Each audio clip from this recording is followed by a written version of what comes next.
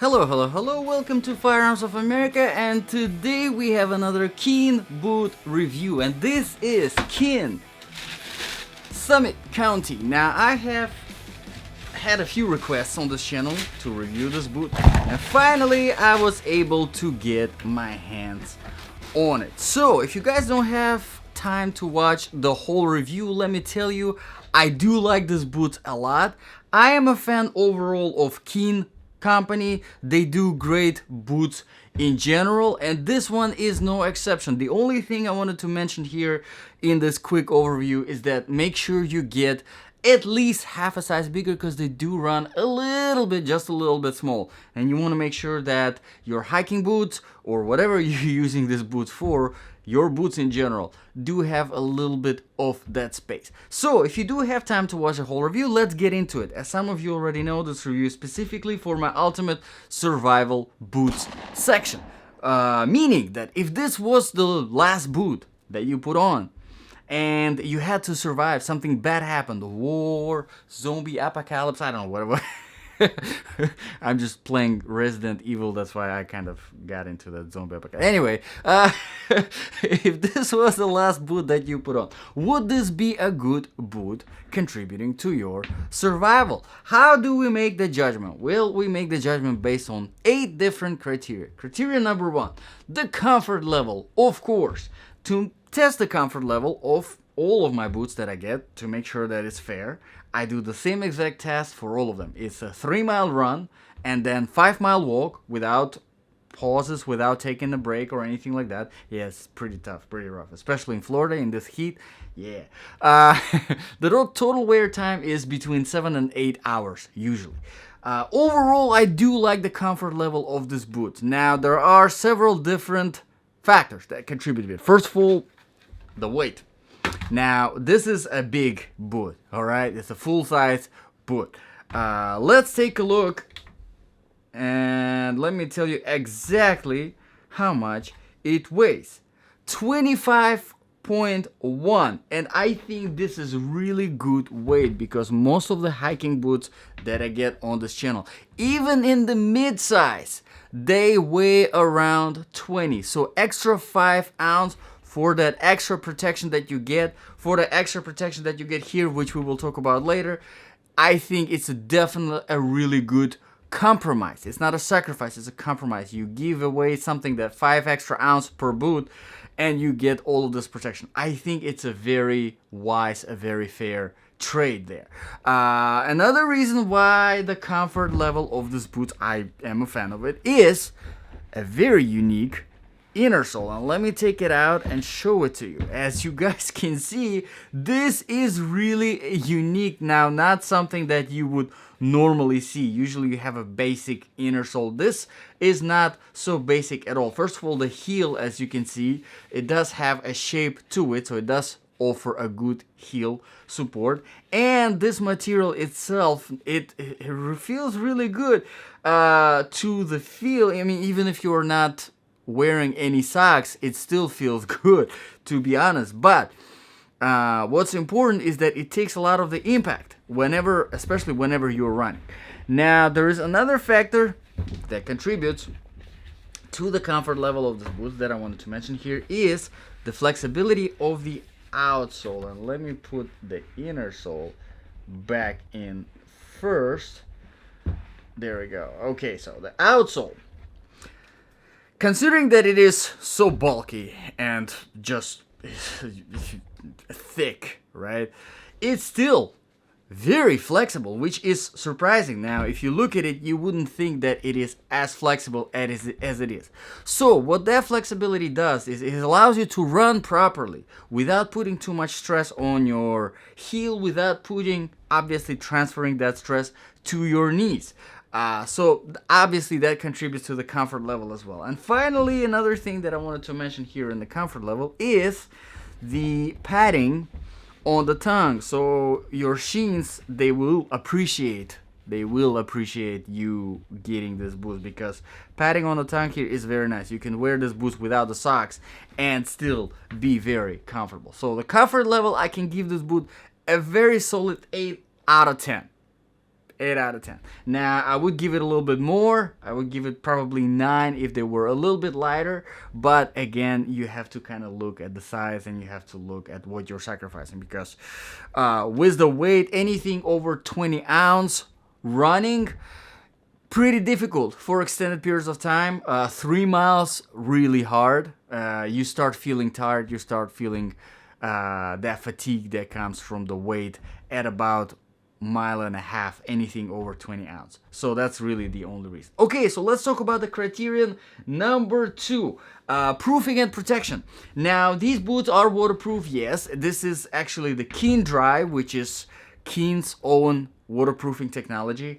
I do think that there is a minor flaw here in the design of this boots whenever it comes to the waterproofing, and let me show you.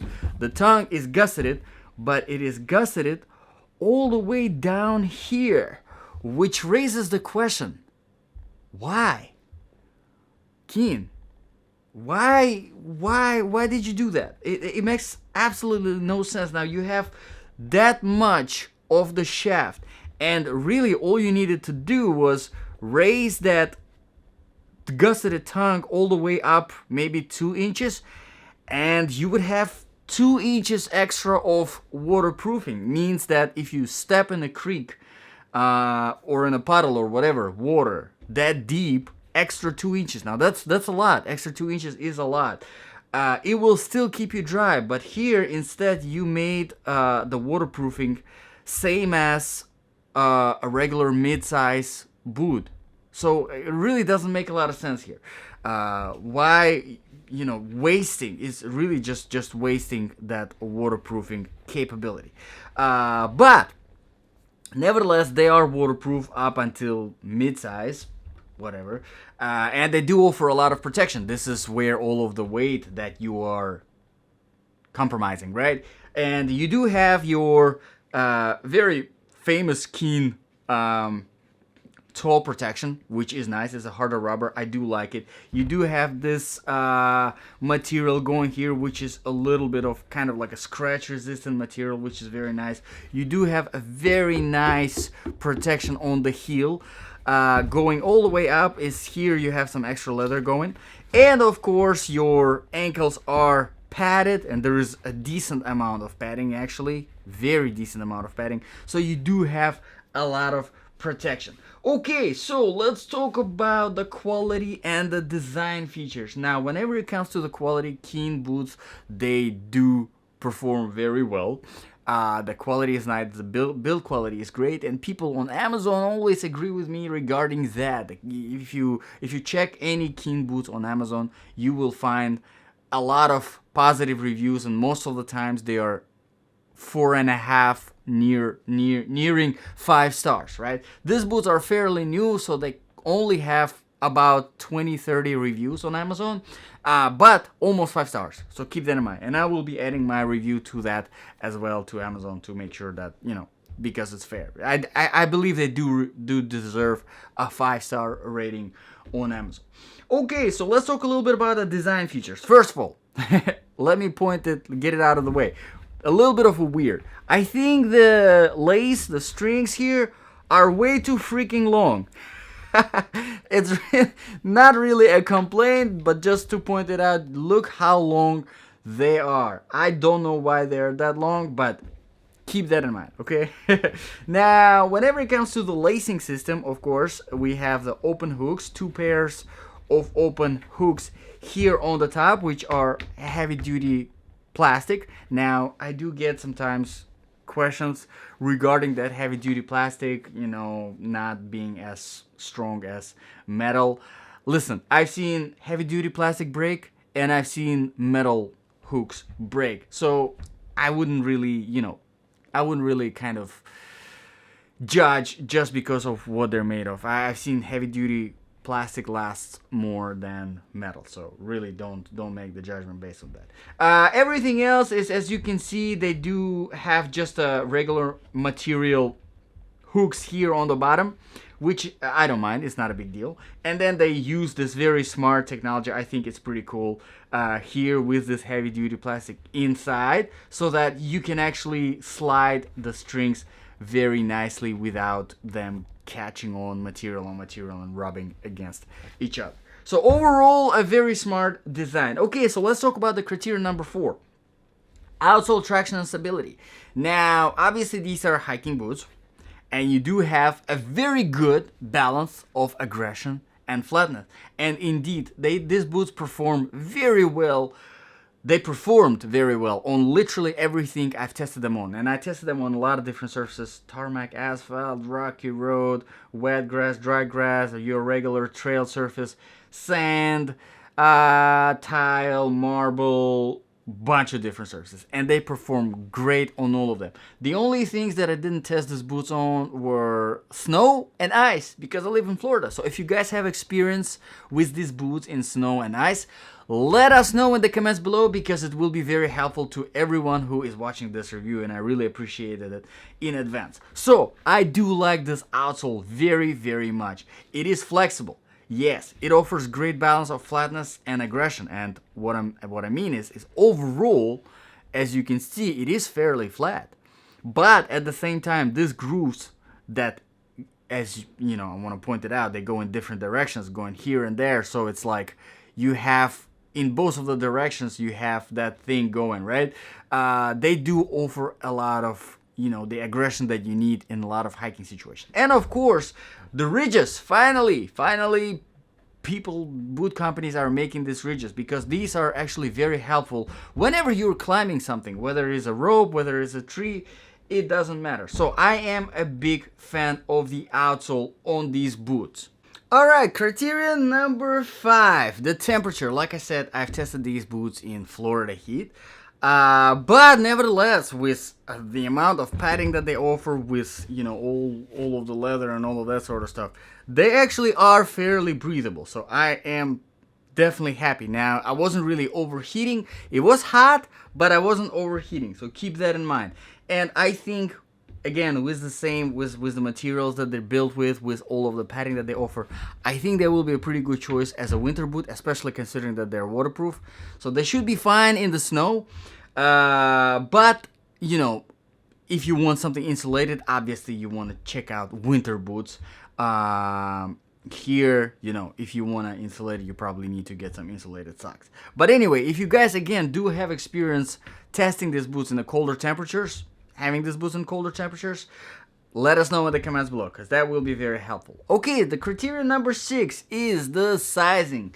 Like I said, these boots do run a little bit on the smaller side, maybe just a half a size. So I recommend getting half a size to a whole size bigger, so that you have a little bit of that extra space whenever it comes to, walking down the hill, for example.